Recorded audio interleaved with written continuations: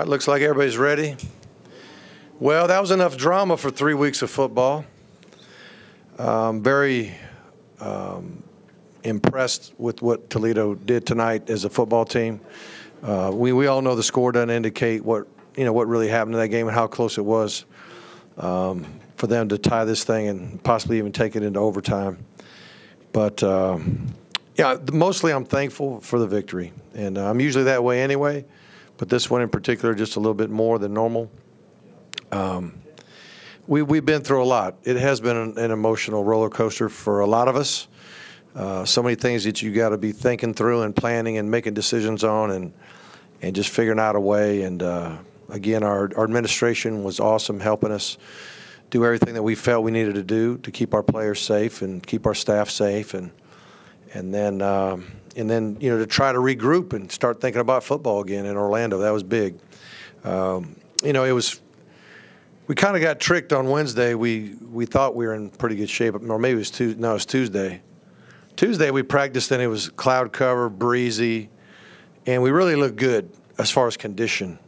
And then Wednesday showed up, and then it was a day like this, hot and muggy, and we ended up having, I don't know if we announced it, we probably did, but 6 of our guys were cramping up. One of them actually had to have an IV. And so we knew we weren't in quite the football shape that we should be this time of year. And we were trying to make sure that we substituted the best we could. But the thing got out of hand in the first half. We couldn't really get a stop on defense. Offensively, we had a couple explosive plays, and that was about it. They had a lot more plays than us. They had much more time of possession than us. And, the heat and humidity was working more against us, I thought, than them because of how they played. And then the second half, I think, really when the weather cooled down, it probably helped us more than it helped them.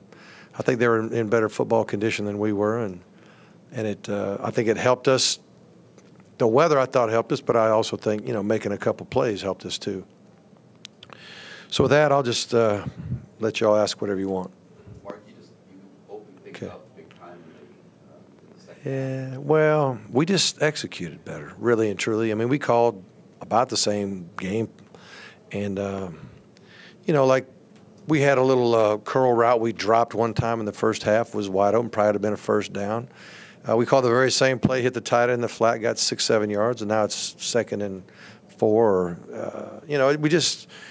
We just got drives started, and then I think our line protected extremely well. There's very few times where Malik was in trouble.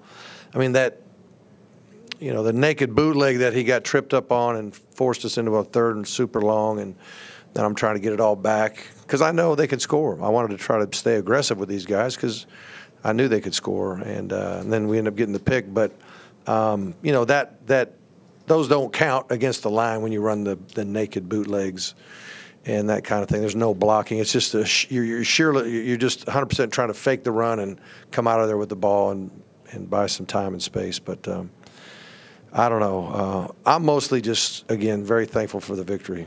Coach Mark, we had here right here. I'm sorry. Well, first on Mark Walt's performance, just your take on his game, his day, and then right. After his hurt, what did you know? Right. Well, he played great, obviously. Had a lot of space. I mean, that happens because you block well, and but he's a very good instinctive runner. And the thing that he can do is when you set a play to go a certain way, and they're defending it, he just has a great instinct to hit the brakes and find the best place to go, I guess. I mean, it's something you really can't coach or teach. He reads his keys well, so when it's there, he hits it beautifully, and when it's not there, he finds a way normally to make something positive out of it. And just real proud of him. I guess he thought he had 199, and he's like, please let me carry it one more time, because I was ready for him to be out of the game. And with 199, I said, I'll let you back in the game if you promise not to get hurt. But he did. He hurt his ankle. He iced it down at halftime. They retaped it. And he fished that first run he had in the second half. I thought he hurt his ankle again, but his shoe came off. I don't know if y'all knew that or not, but I didn't know it until later. I thought he was done and maybe hurt it worse, but that's not the case, so we're thankful. Adrenaline calming down, but I mean, to see I don't know. I don't know on that yet. It'll probably be pretty sore. Malik, obviously, kind of a tale of two halves. Mm-hmm. Yeah. Picked it up. Yeah. Did you see from him in the second half? He was rushing himself too much in the first half. He was throwing it sooner than he had to. We were protecting extremely well, and he's very. I thought his decision making was excellent, but sometimes his feet were too fast, and his brain was going a little too fast. He knew exactly where to go with the ball. Like the one time he hit Herndon in the head with a ball, he really was going too fast. He knew that was the guy, but he's supposed to go from one progression to the next. And if you do your footwork right, your feet are set for here, and then you reset for here, and the timing would have been just right. But he knew that was the guy, and he just moved his feet too fast and made the decision too fast, and he went out of his break. And then when he finally, second half, I thought he calmed down. He trusted his protection, and he just started throwing better strikes. Pre-game, before you got out there in the locker room when the guys are going through warm-ups, what sense did you get? Yeah. Getting back out there? It was so hard to tell. It's so hard to tell. It sounded like, I was in the side room a lot of the time before, and I was just looking over my call sheet, and I could hear what was going on in the locker room, and I heard the juice. I didn't know if that was our strength staff trying to get him going or if that was everybody kind of getting going. But I think they were excited about playing. But, reality strikes when it's hot and muggy, and you're probably not quite in the condition that you should be or could be.